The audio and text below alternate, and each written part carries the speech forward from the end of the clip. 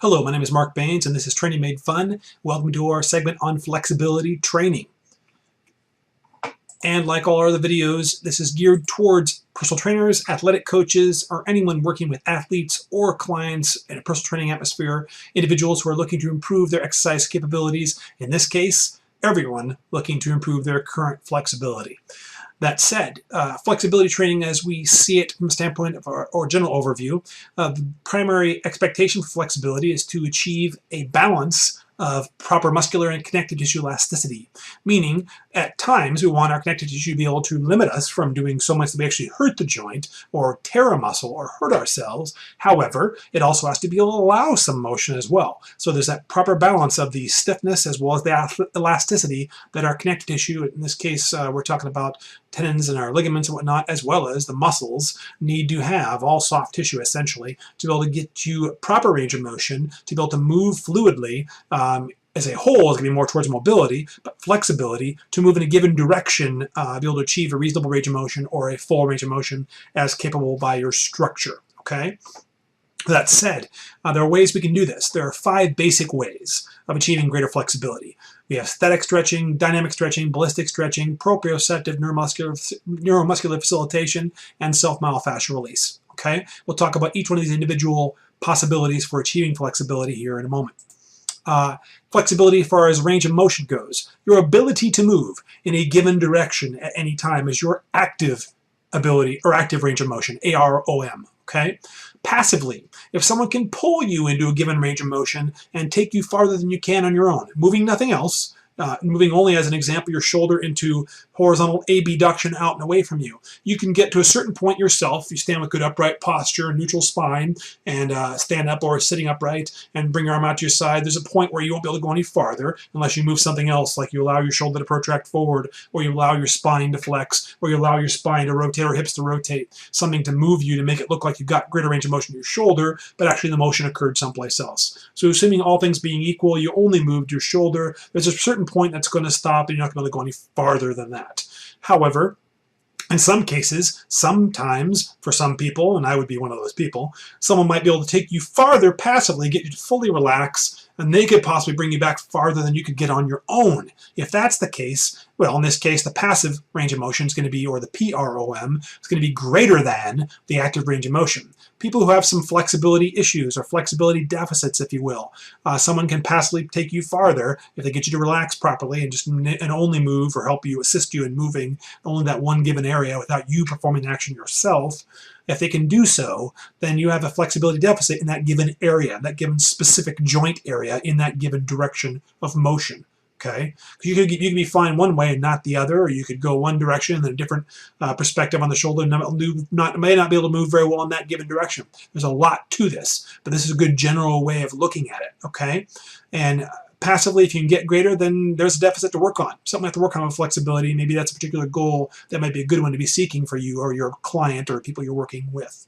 And then resisted range of motion is if you added load. So if someone laid on their back, laid supine on a bench, and then had a dumbbell in their hand, let the dumbbell pull their shoulder downward toward the ground, gravity pulling straight down, and your arm going in an arcing path as it should, because that's the way your shoulder moves, as you bring your arm out and allow it to go downward toward the ground into horizontal abduction for the shoulder.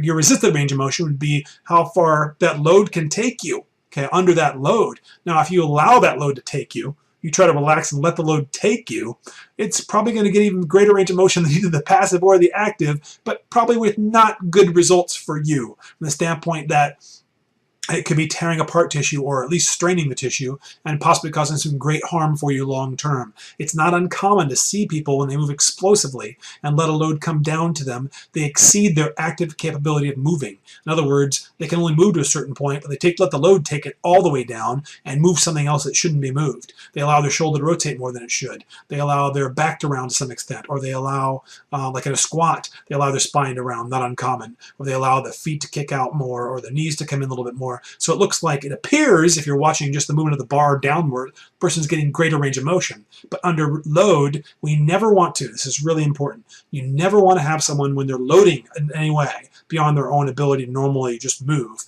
Whenever they're loading, you don't want to see someone ever achieve a greater range of motion than they can get actively. How will you know? Well, have the person perform that motion before the beginning of every single set to remember to be clear about what's your capability of moving. And then if the load takes you farther than that, you moved something else that probably shouldn't have been moved, and it's going to create poor movement efficiency and increase the probability of injury and really not be against the goal of what we're trying to accomplish in the first place. Okay? That's something to think about when it comes to active range of motion, passive range of motion, and resistive range of motion. Now, the two mechanisms at play in flexibility we want to really be conscious of when we're trying to gain flexibility or when we're moving as a whole. The muscle spindles lie in the muscle fibers themselves, within the intrafusal fibers of the muscle. Their job is to monitor the length of the muscle. As you elongate a muscle at a given joint, as that happens, there's a certain point when you'd be elongating for most people, unless they have unbelievable flexibility and the joint just reaches its end capability of actual moving. But some people will find as they bring their arm back in a certain given range of motion, they'll find that there's a little pull, right? If you move too fast, the pull is very, very pronounced. A very significant pull. As a matter of fact, if you move real fast and not under too much load, you might feel a little pull and you kept going and you kind of didn't feel the pull anymore or started to even hurt because you're actually not paying attention to the fact that the muscle spindle or the muscle spindles are trying to keep you from going too far or too fast with the lengthening of this particular muscle or these muscle fibers at this moment in time. It's recommending to you essentially to slow down and perhaps gradually increase range of motion rather than trying to force the issue with such either significant stress from speed or just too much length. Okay, that muscle spindle is also called, that muscle spindle response here is also called the myotatic reflex or the stretch reflex. Very natural response for your body when it's trying to tell you this stress is too much right now. We're achieving too much length too fast or too much length and more than we're capable of handling right now. So we're trying to contract the muscle to protect you from doing this. If you're not paying attention, you keep pushing it, keep throwing, or you keep moving quickly, keep feeling that little light pull, light pull, light pull, and eventually turns into a strain or a pull. Not a good thing, okay? The Golgi tendon organ's job is to regulate tension. The Golgi tendon organs are actually the muscle tendon junction, okay? That's where you find them. At the end of the muscle fibers as it relates going toward into the tendon as the tendon attaches into the bone, okay? And that said, its job is to inhibit the contraction to actually to force the muscle to relax. And if it senses too much tension, you try to pick up a really heavy object, your Golgi tendon organs will tell your muscle fibers to let go of that. That's stop. It's too heavy. You felt that before probably. You try to pick up something and something just kind of feels like it gives. That's not abnormal. It's very normal. Try to pick up something that's too heavy or exert too much force too quickly. You're going to find them. Your Golgi tendon organs are going to try to protect you by releasing that muscle fiber activation to try to keep you from hurting yourself. Then invariably what a lot of people tend to do is then they use something else to move, which is why they end up getting hurt, hurting a place entirely different than what was supposed to be part of the motion itself in the first place. Okay, the muscle spindle is trying to protect you by regulating length or an increase in length too much beyond what it's capable of doing, muscles capable of achieving right now, or too much speed with lengthening that muscle. And the Golgi tendon organs are trying to keep you from increasing too much tension too fast or just too much tension right now. Okay, either way, they're both trying to remind you, you got to warm up more, you got to do something more specific. Maybe this is not the right day for this, but something needs to happen before we can try to do whatever it is you're asking you to do right now. You're not ready yet, okay? That said, static stretching is one form of stretching. Unfortunately, static stretching has got a real bad rap in the last few years, as if static stretching is not beneficial or has no long-term benefit. Well, it's certainly, if you statically stretch something, the possibility is over the next few hours or let alone few days, it could return back to its normal tightness. That is inarguably possible that might happen. Okay. That said, when you eat breakfast in the morning, or say you skip breakfast and go straight to lunch, why worry about eating breakfast? Because lunch is coming soon. It's a short-term goal, so let's not worry about eating right now. Static stretching is a short-term benefit. There's no question. It's getting you out of tightness in this moment. That does not negate its benefits. Be clear about what the goal is right now. The goal is to reduce current tension. Static stretching is fantastic at doing that. And we'll come back to other possibilities too. Do not negate it as if there's other things that are always better to do. There's other options. You have to decide if it's the best option for your client at a given moment in time. One of the arguments against static stretching is using static stretching before you exercise from the standpoint that static stretching might inhibit the muscle so much that the muscle is then incapable of producing force even in a given exercise. Well, that's true to a point that if you stretch something out, try to get it to relax, and you try to get it to go activate, that may not be the proper sequence of what you want to try to accomplish. It doesn't negate it, however. If your goal is something's too tight and getting in the way, maybe loosening up right now is not a bad idea. It's not necessarily a bad thing. You got to be clear, however, about how is that going to affect movement. And the fact of the matter is, a static stretch of a given muscle group at a given moment in time is not going to dramatically reduce the muscle's ability to contract such that it's going to cause injury or problems for the person, unless the stretch is held for lengthy periods, 45 seconds, 60 seconds, or longer at a repetitive basis. One-time stretch, probably not going to do it. Doing it repeatedly like that for longer periods, yeah, you can inhibit the muscle so much that it actually might cause undue strain as the person tries to go and engage that muscle, like the quadriceps stretch prior to running or lifting heavy. If you stretch for too long of a period and too often, you might have that problem. But to be clear, we're not advocating stretching for 45, 60 seconds at a time, 20, 30 seconds. And there's very little research to support the idea that it has any significant negative risk or detriment of doing that before engaging in activity. But it needs to be goal specific, or you got to be clear about how it affects the individual we're talking about. There's no question about it, though. If you hold the right position, which means you have to understand what the muscle does. If you're going to stretch the quadriceps, got to be clear that the four muscles of the quadriceps, all four of them extend the knee, so you got to flex your knee, and you can't be pulling on your knee. You got to be holding your ankle or having your ankle resting on something as you have the knee ideally passive while it's held in that flexed position. Don't be trying to yank on your foot. You don't want to hurt your knee, let alone torque your ankle, which a lot of people do. They pull on the ankle and reach across the body. Not quite sure what you're going for right there. You want to have that knee look like it's basically a neutral position for the hip as far as rotation, and just go into knee flexion. That's it. And then the only other thing you want to be doing, because the rectus femoris not only not only extends your hip, it also flexes your hip.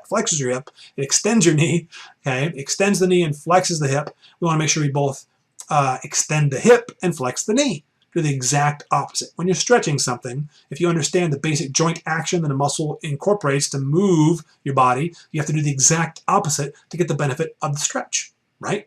And you want to move into that position slowly, gradually. Feel a light contraction. That's the myotatic stretch reflex. That's the muscle spindle saying, little light contraction right here. Please don't go any farther than that. Hold it right there for 20, 30 seconds. Release and repeat. Do it for up to 2 to 5 times. You'll be phenomenally impressed by how much benefit it gives you to, yes, short-term flexibility. But when that's the goal, that's the goal. Highly recommended post-exercise in some situations, maybe pre-exercise in some situations. Between sets, want to get a muscle out of the way, it's inhibiting your motion in some way. Stretching that out between sets, not a bad idea. Stretching before you go to bed can be really, really advantageous from the standpoint of it's not active and waking you up like a lot of other forms of stretching are. You can do it very passively and be very relaxed, loose, go to bed, sleep better, wake up next morning with more energy. Not a bad deal either. Okay? But don't knock it before you're clear about the overall benefit and the specific benefits of doing static stretching for flexibility benefit. Now, dynamic stretching, or constant controlled type motion, moving fluidly, smoothly through a full range of motion in probably both directions of a given joint action. Joint in one direction, then come back the other way, right? In so doing, some people will argue that dynamic stretching or movement is always a better goal. Well, no argument there. Some people actually will say that it's better that you move everything all the time to avoid the need for flexibility training. That is very true, and I've never met a human being that actually can do that. That it moves all the right ways and therefore has no flexibility deficits, no flexibility problems. If that were actually true, and that's a good theory, and it's really not wrong to pursue that goal, that's absolutely true. It does not negate static stretching, but it is a primary benefit for doing dynamic stretching or just controlled motion, right? As you move into one direction, the opposing muscles must release. Okay, it's basically reciprocal, called reciprocal inhibition. As you move one direction, as your pectoralis major engages, as you horizontally adduct your shoulder, or your posterior deltoid, your horizontal abductor, or your primary horizontal abductor of your shoulder, is going to be releasing. It has to. If you're going to get proper motion one way, the opposing musculature, the antagonist in this case, must release. So by doing that, moving through a full range of motion in both directions, you get activation of one muscle group, or you get the inhibition, or the stretch, if you will, the loosening, if you will, of the opposing muscle. It's also an argument, by the way, of proper strengthening as a whole. If you properly strengthen as a whole, the argument is also there that you're dynamically moving all different parts of you such that you're also reducing the probability of flexibility deficits. Not wrong either. A lot of ways of doing this. dynamic motions before you do dumbbell chest press or a fly, in between sets, laying on a bench, lay on the bench, and actually bring your arms across in front of you, engaging the basic action to loosen yourself up before you grab the load again. Do some body weight squats before you grab the heavy load.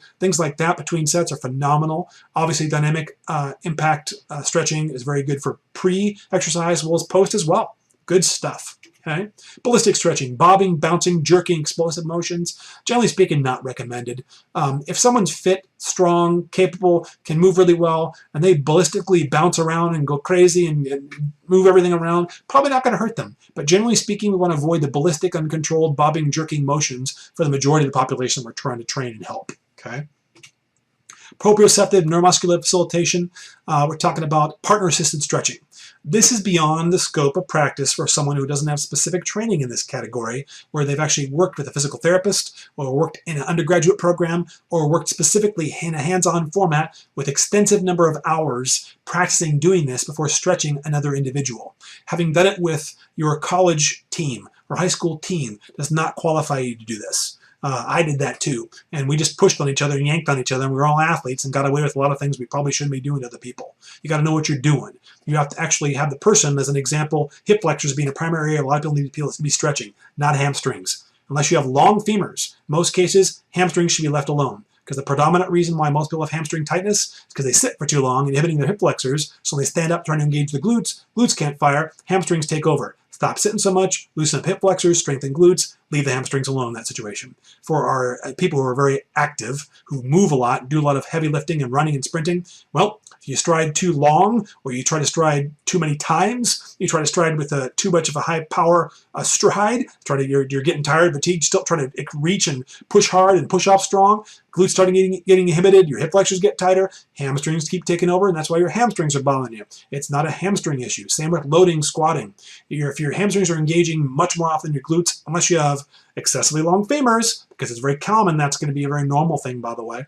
Everybody else, it's because there's something excessive in your programming, something you're doing too much of, as to why hamstring tightness is always there. In most cases, leave them alone. You can always stretch them anyway, but typically speaking, that's not your problem unless you have long femurs as to what needs to be done in stretching out those hamstrings. So hip flexor is a better choice. You lay on a bench, prone, your trainer who knows what they're doing puts their hand on your lower back and the other hand on your ankle, and you tell the client to bring your foot towards your rear end. Try to go into greater knee flexion as you bring your ankle towards your rear end. And then you move in and you hold them in the position where they can get to the greatest level of range of motion, which is basically now static. It's static. It's passive. Okay? It's autogenic inhibition. You're allowing the muscle to autogenically inhibit itself. Static stretch. You hold it for 20, 30 seconds, feel a light release. You'll feel it if you know what you're doing here. And then you don't do a thing. You just say, now push on me a little bit. Try to activate their quadriceps and their basically their hip flexor, well, their quadriceps and kind of almost a hip extensor a little bit, trying to actually get the hip to go in there.